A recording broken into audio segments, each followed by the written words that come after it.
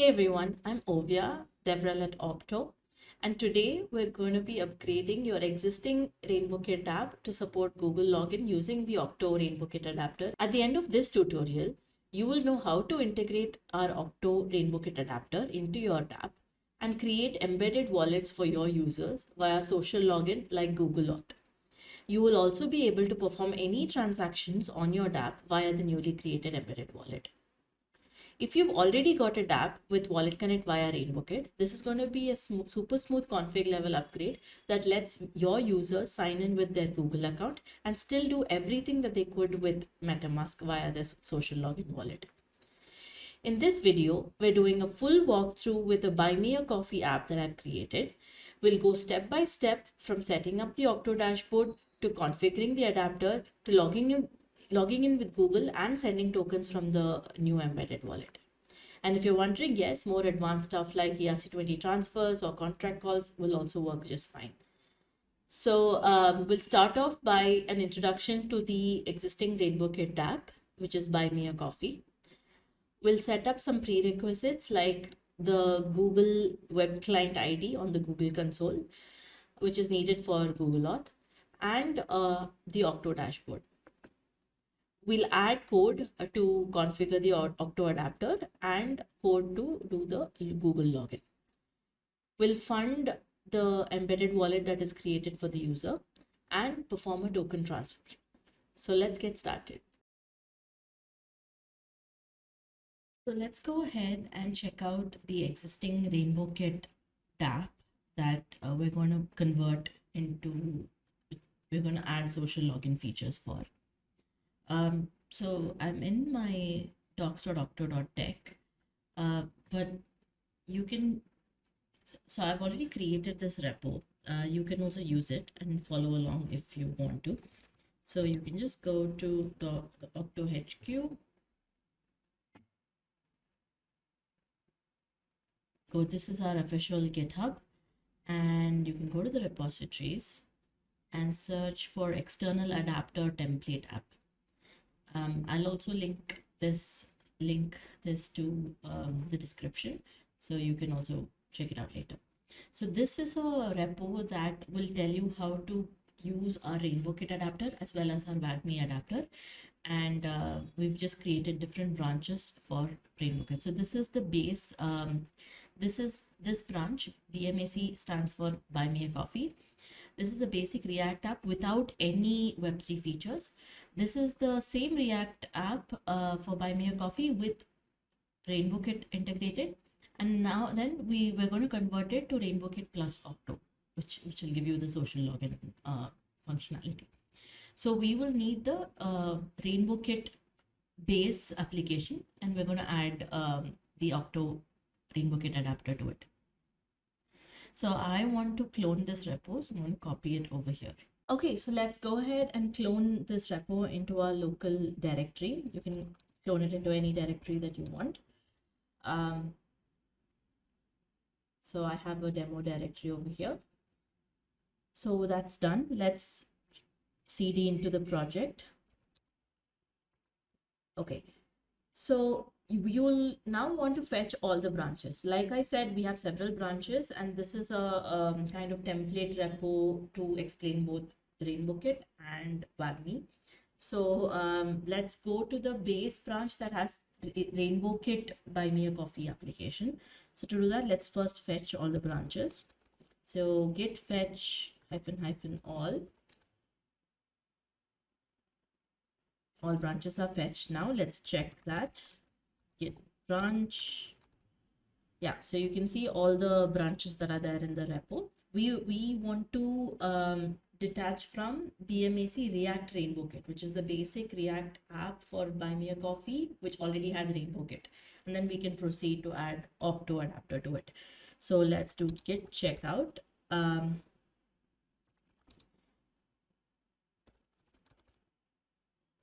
Buy Me a Coffee React RainbowKit. So it is detached at that particular branch. Let's open it in VS Code, and then we can run it to check if it works. Okay, so here we have the base Buy Me a Coffee React application that has RainbowKit integrated. We'll quickly go over the file structure, then I'll give you a small demo on how this app currently runs. I've gone ahead and done my npmi, so I have already got my node modules over here. Let's walk through the file structure. It's not that complicated, not many components. A single component called the navbar, which renders the connect button component, which is inbuilt in RainbowKit. Then you have your standard main.tsx and app.tsx. We've made sure that all app logic is restricted to a single file here so that it's easy to understand and follow. We've also created a separate file called RainbowKit-config.ts. This is optional, but it's just done so that we can separate what the RainbowKit config elements to the rest of the code. So this has your connectors, and it also mentions which chain we'll mostly be working on. It exports the config, and the config is imported in main.txx when you do the when you initialize the WAGMI provider. The whole application is built on Beat, and now let's see a demo of how it works. So here we have the Buy Me a Coffee application. It's a pretty simple application. I've simply hard-coded my address, and if anyone wishes to buy me a coffee or simply give me money, they can airdrop funds to this address. And since we've integrated RainbowKit, it's just that much easier for anyone to connect their external wallets. I'm going to connect my wallet. Prompts me to all the wallets that I have. I'll select MetaMask. MetaMask throws me a pop-up asking me if I want to connect to this site. I'm going to say connect, and connection is established. So this is my MetaMask wallet, and I have so much balance on base Sepolia because on MetaMask I've selected base Sepolia, and this is my exact balance, 4.020 ETH. Now I'm going to actually send funds to this address, which is also there in my MetaMask as account 2. And if you see, my current balance in account 2 is 0.0035 ETH. So I'm just mentioning it so that we can see the balance change a little bit later. So let's go ahead and support me. I'm going to click on support. It prompts me with various options on how much I want to spend. So I'm not feeling so generous. I'm just going to send myself $1. If I click on support, MetaMask is again prompted asking me if I want to send this money. I'm going to say confirm, and that means I'm signing the transaction. And the transaction has gone through. And we can see that because my MetaMask balance on account 1 has reduced, and my MetaMask balance on account 2 has increased by the amount that I wanted to transfer. So this is how it works. Let's quickly go over the application code of the application that we just saw. We have the navbar, which has the connect button, which is an inbuilt component. We have the app.tsx, which contains all the code of the application. As you saw, I've just hard-coded the address whom I want to send the buy me a coffee amount to. And the core logic of this entire dApp is how the transaction happens, right? And that is just this piece of code right here, right? So what this does is we've already hard-coded the values, the dollar value and the corresponding ETH value. You can, of course, enforce a slightly advanced logic by getting the actual pricing of the day. But for our purposes, hard-coding is fine. So here, on click of support, we're actually sending a transaction to the hard-coded address from the wallet that is connected, based on the value that is selected. And once we wait for the transaction to get confirmed, and once it's confirmed, we display the thank you modal. We set is success, and if it is successful, then we display the thank you modal. So this is essentially the core logic of the entire application, right? Now let's see how the same operation can be performed by a wallet that is created and connected via social login using the Okto RainbowKit adapter. Okay, so let's go ahead and set up our Google Web Client ID from our Google Cloud console. So to do that, I'm going to first go to the Okto official documentation, which is docs.okto.tech. So here we'll be following the RainbowKit adapter section, but to set up the Google Cloud Console, you can go into any of our SDK quick starts and go to the authentication section, Google ID token, and Google Console setup for the web client ID. So go ahead and click on that and just follow the steps. Basically, there are 3 simple steps. I'm going to demo it for you right now. So you need to go to the Google Cloud Console, just click on it over here. So automatically your Google Cloud Console will open up and you'll be logged in via the account that your Gmail account. Go to APIs and services. And on the left menu, you can see credentials. You might not be able to see it because of my camera. So I hope you can see it now. So you can see credentials over here. Click on that. And I've already created a bunch of credentials for all my other projects, but you can easily create one by clicking on create credentials. You'll want an OAuth client ID. So, and we are creating a web application because RainbowKit is a web SDK. So create a web application. You can rename it to whatever you want and make sure you authorize some JavaScript origins and redirect URIs. After you do that, it's going to take around 5 minutes to take effect. So just click on create and wait. I've already done this, so I'm just going to give you some tips over here. So when you're authorizing your client IDs, make sure you authorize even your local host IDs that you're actually testing your application on. And I would just try out different combos. I've whitelisted or authorized different ports, 3000 and 3001. And in the URIs, I would also add one with a little slash. Google Console is a little bit weird like that. So make sure you have all of these combinations as shown over here. And then in your client application, so after you've created it, it'll show up here, and then you will have to copy the client ID, right? Just click on copy, and this is what you would need to add into your project. So now you're all set. So before we can actually start building or integrating the Okto adapter into our application, we should first set up the dashboard and get some API keys. So I'm back on the Okto official docs.okto.tech, and here I'm going to click the dashboard link over here, and I'm redirected to the dashboard, which is dashboard.okto.tech. So I can enter my email. I've already set it up on my email, so I'm just going to enter some dummy email.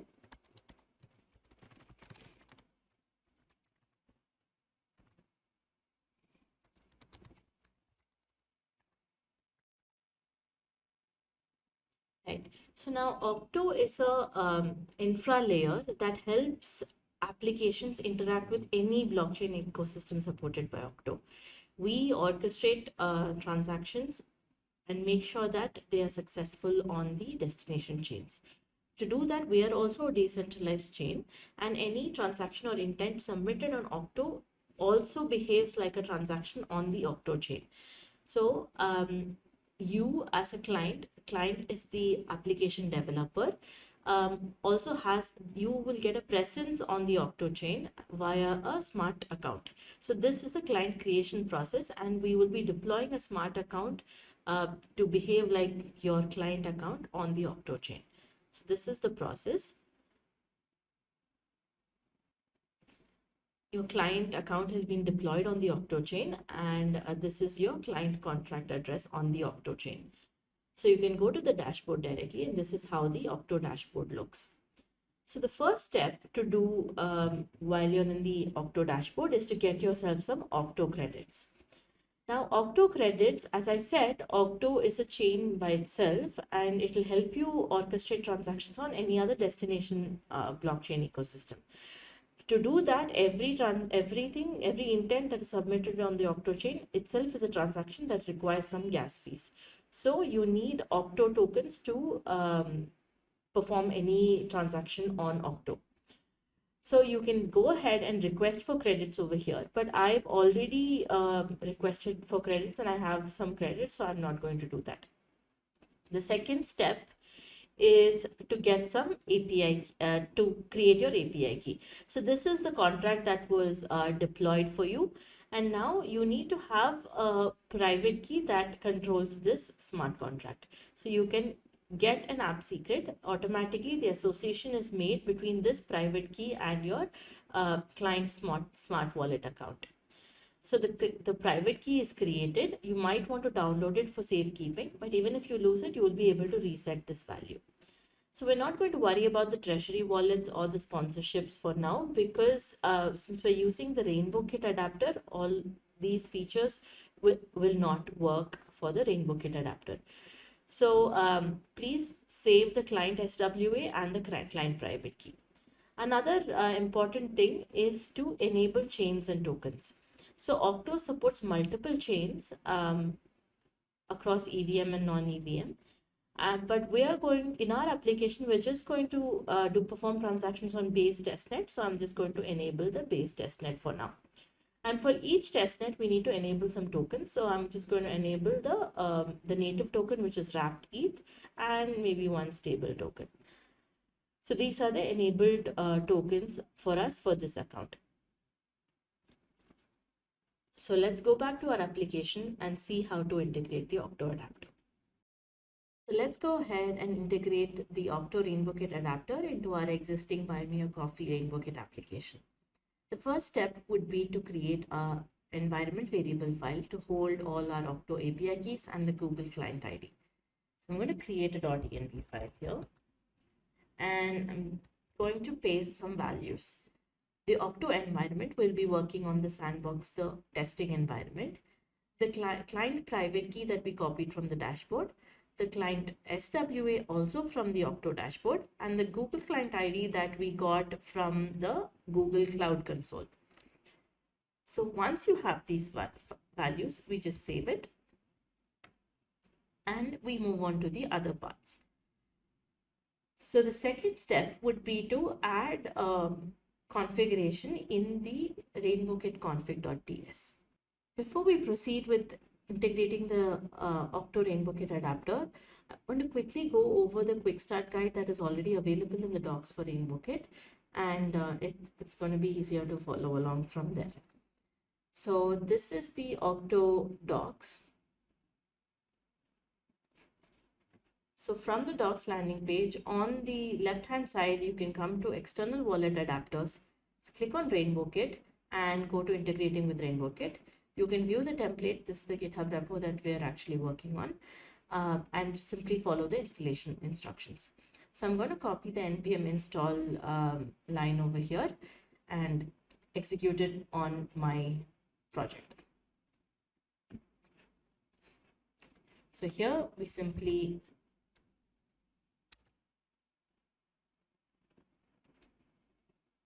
So here we're installing the Okto WAGMI adapter and RainbowKit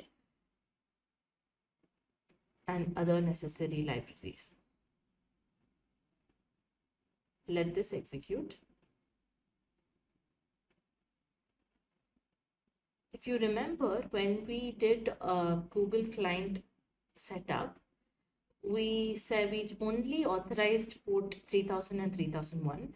So to make sure that the application runs only on this port, let's also add the server port that we want the project to run on. So to do that, I'm going back to the docs and copying the white config here. So here we're just setting our server to port 3000. Copy this and replace in the in our code. So this is done. Share it. Oh, okay. So here in white config, we're going to replace the value here. But we also need to install node polyfills. This is just a precautionary step that we're doing. So go back to the docs.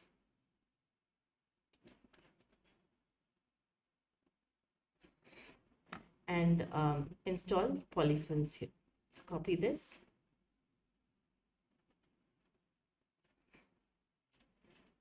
Install. So far we created our environment file and we just updated the white config. The next step would be to update the RainbowKit config file. So here we need to add the Okto connector and also create a separate group for social login. So again, we'll rely on our trusted docs.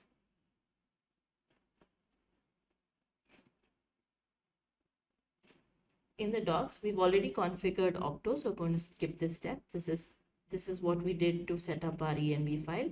So in the RainbowKit config.ts, we are going to add a new connector for a new group called social login and add the Okto connector under it. And we want to retain Sepolia chain, so we're not going to change anything over here. So I'm just going to copy this part, which is the Okto params, where we're setting our environment, client private key, client SWA, and Google client ID, and setting up the connector with the Okto params. So I'm just going to copy all of this till the config.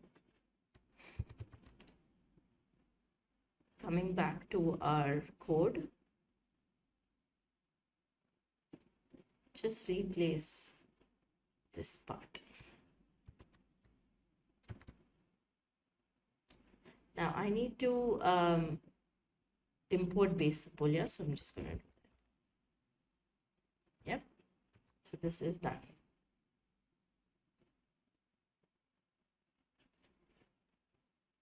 So we are actually done with our integration, but there are a few small steps that we need to do. So we have our social login group. We've already configured the Okto params. Now this value should be the value from the environment variable. So let's just quickly change that. So we're going to import the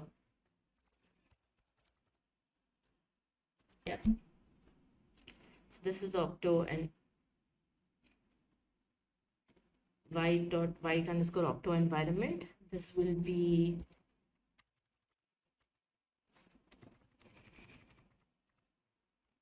client private key, and this will be the client SWA, and this will be the Google client ID. So this.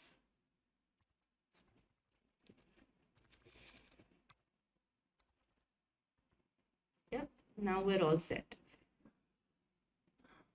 So probably don't need this, right? So we're all set over here. Okay, the next step would be, so we don't have any changes in main.tsx except one change, which is the window buffer. So this will just allow any pop-ups. So in main.tsx, we're just going to add a window buffer, which is this line. And in index.html, we have to add a script that will allow Google login. So in index.html, so this is also available in the docs. Let me just show you. So in the docs, we've already done this part.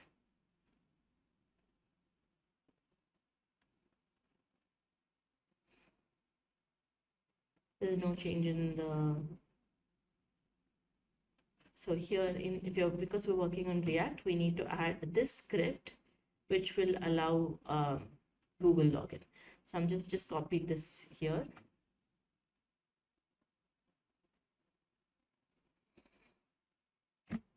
So in index.html, I will just add it.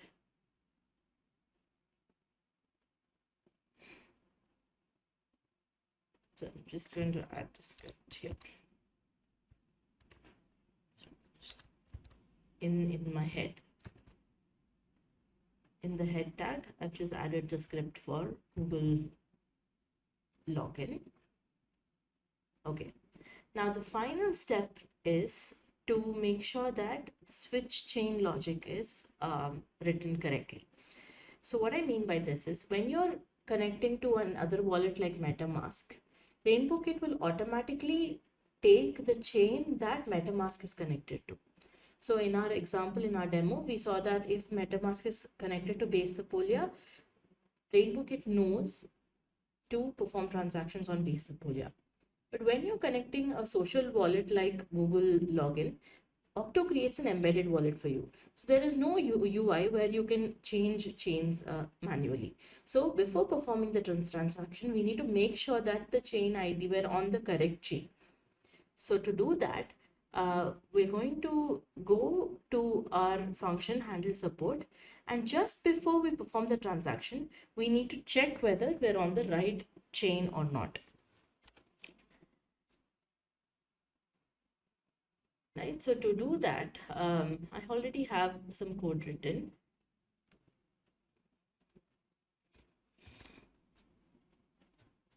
You can just simply copy this. So here, what we're doing is we have to import chain ID from WAGMI. So here we have chain ID, and then so we've imported use chain ID and use switch chain. So we'll check for the chain ID, and if it's not correct, we'll switch that chain. So we will also use the constant chain ID and switch chain. So here what we're going to do is, if chain ID is not 84532, which is the CAIP2 ID for Base Sepolia. How do I know that? You can actually Google it, or you can simply check our docs. So if you go to our docs, we have a technical reference section where we've given the CAIP2 IDs for all chains, and for Base Sepolia it is 84532. So if the chain is not 84532, we want all the transactions to happen on Base Sepolia. We will switch the chain. So the trigger switch, the switch chain is part, it will show up on RainbowKit and it will ask you to manually switch the chain. And if that is done correctly, then we are free to perform the transaction. So this is the only logic that we need to handle manually when using the Okto adapter. So once this is done, I think we're all set. So let's check whether the application works. So the application is running on port 3000. Let's go ahead and run this application. Just to summarize, here are the changes that we did. We created a env file. We updated the white config so that it opens on the same port. We added node polyfills as a precautionary step. We configured the RainbowKit config to add a group for social login and added the Okto connector. We kept it as Base Sepolia. We didn't make any changes over here. We made the Okto params with the values that we got from the dashboard and the Google client ID. And we've just added an import statement for the Okto Web3 WAGMI adapter. We have also, we've also no changes to the main.tsx except added a buffer which will allow pop-ups to open. And in index.html, we added a script that will allow Google login to work correctly. And in app.tsx, we just added a chain switching logic because this has to be handled manually. So let's go ahead and run the application.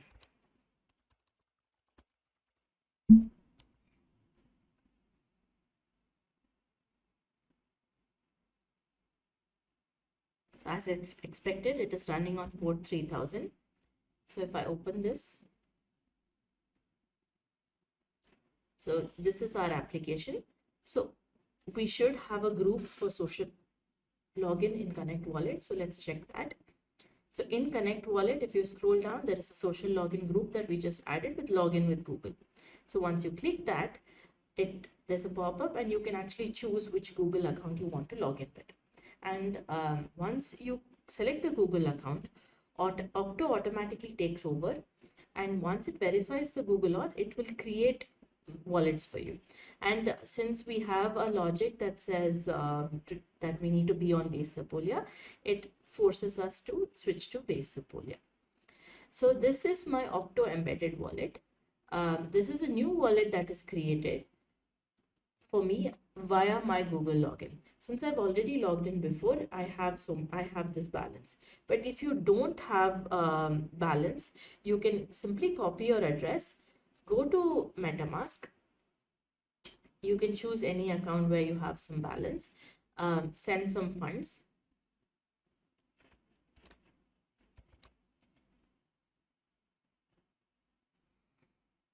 I'm going to send myself 0.1 ETH. So let me click continue.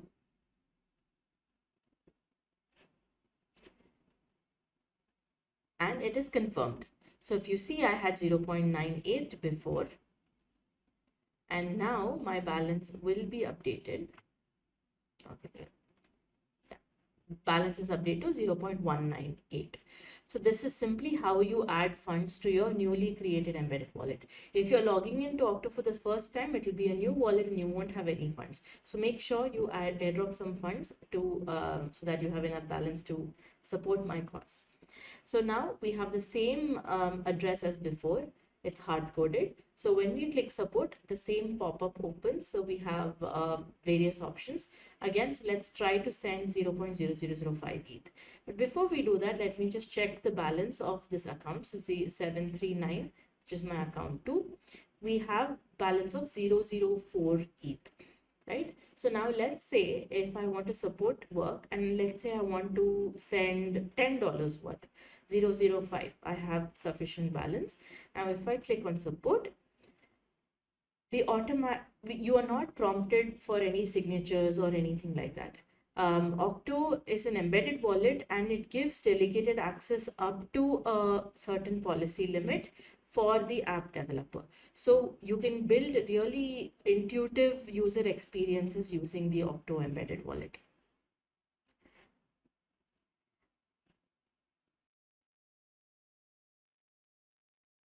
So the transaction has gone through. So let's check the balance. In my account, I had 004 before. Now I send 005. Now I have 009 ETH. So you were able to just log in via a social login. Okto automatically created wallets for you. You were able to fund that wallet and you were able to perform any transaction that you would normally do via WAGMI via the newly created social wallet. So that's it for the demo. So let's see some other features that Okto has. This is the Okto official documentation again. So what we saw is how to use if you have applications that have already integrated WAGMI or RainbowKit, you can easily bring in social login feature into those applications. But that's not all.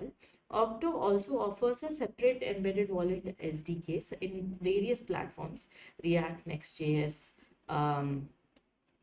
You can even use the APIs, React Native, Flutter. So we offer other features like sponsoring your user's transaction. We have GSN services, which means the user can pay in any token and need not necessarily have native tokens to perform his transactions. We offer something called intents, which is an abstracted experience. So you can take complex operations like cross-chain swaps. I have token A on chain A, I need token B on chain B. This can be a one API call experience for even the app developer, and the user it just happens for the user without him even having to realize what is happening in the backend. So these kind of curated, abstracted, intuitive experiences can be built for the user using the Okto SDK. So I hope you enjoyed this tutorial. Have fun playing with Okto. Thank you.